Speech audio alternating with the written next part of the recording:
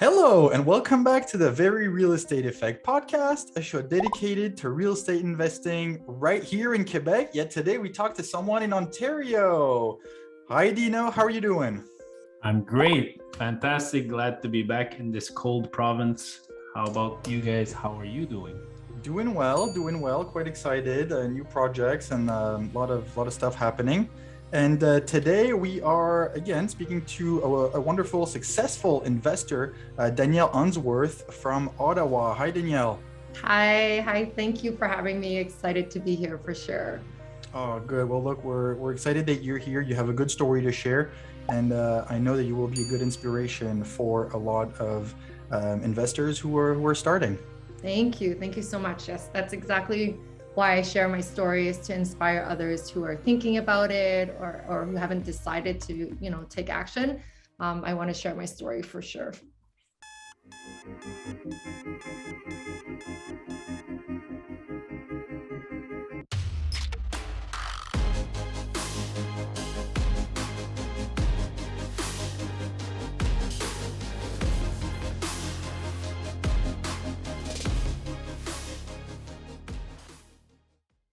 So I'll just briefly introduce you. You are from, actually, why don't you introduce yourself? There you go. Sure. Yes, sure. So I am from Cambodia. I think that's where you're heading. So Yeah. I came to Canada as a landed, like an overseas refugee when I was 4 years old. So, we started here with essentially nothing, like very humble beginnings. And I went through the whole, watching my parents struggle, not being financially prepared for things. And so my mission in life essentially is to help families gain financial security. And the way I found that strategy was through real estate. So growing up, we didn't have many things, but we worked really hard. And so in my 20s, I went to school. I made sure that I stayed focused in achieving that, because I didn't want to become an adult where I had to struggle like my parents did. And so I went to school, and then I ended up buying my first property around like when I was 24. I was starting my master's and I needed a place to live, but I didn't want to pay for rent. That was something I was really adamant about, because we had been renting our whole lives, right? Being immigrants. So I wanted to buy something and pay myself rent. So at the time I was a waitress, so it was really hard, student and waitress. Nobody wanted to give me a mortgage. So, it was really hard. I ended up asking for some help with my mom, pulled all my tips, went to a B lender. So I really hustled to make it happen. And I did. I got my mortgage. And that's sort of where my journey started. So that first property. Yeah. And then later, I learned about refinancing. And so that's what I did. I pulled out the equity from that first property and then started buying other properties. Mhm. And it was essentially slow and steady for almost 10 years, because I didn't invest in myself. So in 2019 is when I decided to take real estate sort of to the next level and really focus on building my wealth. Mhm. And I started hiring coaches, networking, investing in different education programs. And Yeah. that's when I essentially started to scale. And now my goal is to give back and help others educate and achieve financial security for families. Okay. Well, first of all, congratulations on this, on all these achievements. There's so much to unpack already right there. You said at the time you were in university. Just to get some background, like where was that and what did you study? So I went to, I'm in Ottawa here. So I went to Carleton for my undergrad, law and psychology. And then for my master's, I went to the University of Ottawa, and that was for international development studies and global studies. Okay. And so I've been in Ottawa my whole life. Since I was 9. So when we moved here, but I was in Montreal before, but essentially I stayed here for my studies. And it's really hard getting a mortgage, right, when you're a student. So, but it is possible. And especially now that I'm aware of all these creative strategies, If someone is a student right now and they're looking to buy their first rental, like please reach out. I'm happy to help find some different strategies for you, because I didn't know at the time that there's joint ventures, creative financing, all of this good stuff that I didn't know at the time. Yeah. Good stuff. I love it. There's something you said in the beginning, Danielle, is that you want to help families to attain financial security. You didn't Yes. say financial freedom or financial independence. You chose a specific financial security. Why is Yes. that? And because to me, I hear a lot of people talk about financial freedom, right? And I think that is amazing. But I feel like sometimes when you're just starting out, financial freedom feels so far away, it feels like almost unattainable. And so my goal is not to get people to feel like that it's something they can't achieve. But financial security is something I feel like everybody deserves, and it is very attainable.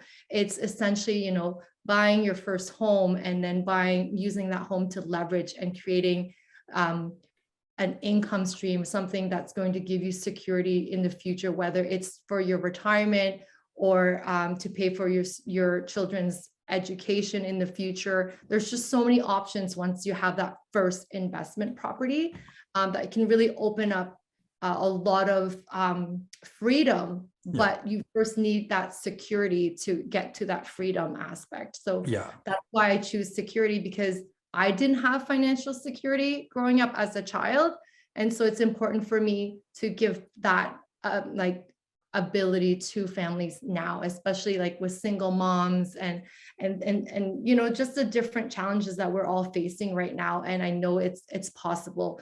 And I'm here to help educate the families and young professionals who are, who want to start families. And, with prices these days of homes and just cost of living, it's really important to have a different strategy and not just your 9 to 5 and depending on that one source of income, because we've seen what can happen. It's just not secure, and being your own boss or just having a side business can really provide that security, whether it's your mindset or finances. It's just important to have that.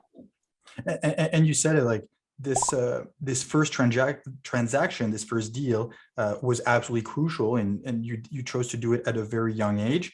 And this is something that I find a lot of people actually struggle with. They want to, and they say like, oh, I've been wanting to invest in real estate and buy a place. It's been 3 years, but it seems like that first transaction is daunting because it's scary, because it's a big financial commitment, because there's a lot of unknowns. And it's amazing to see like that first deal doesn't make you rich. It doesn't make you poor. I like to think it only gets you addicted, but that's just me because that's my personality.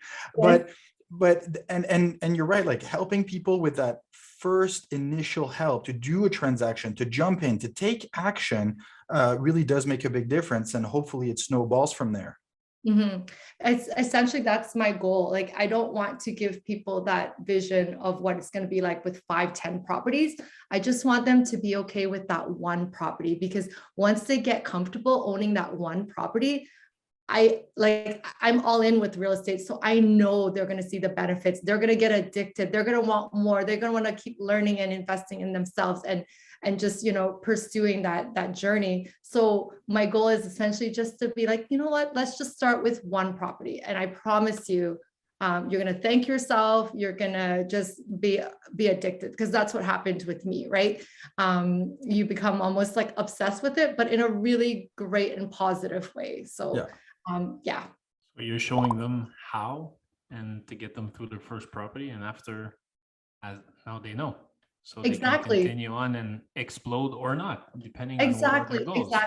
Exactly. You don't need to continue and scale like a lot of other real estate investors. Like, if that's not your goal to have 5, 10, 100 doors, then it's okay just to have that one. And now you feel comfortable. You can keep your 9 to 5, but you always have that peace of mind that you have your rental property aside, and you can refinance later. You can sell later. You can, have your parents live there later, your children, it's just like an option to have, and you can do whatever you want with it later.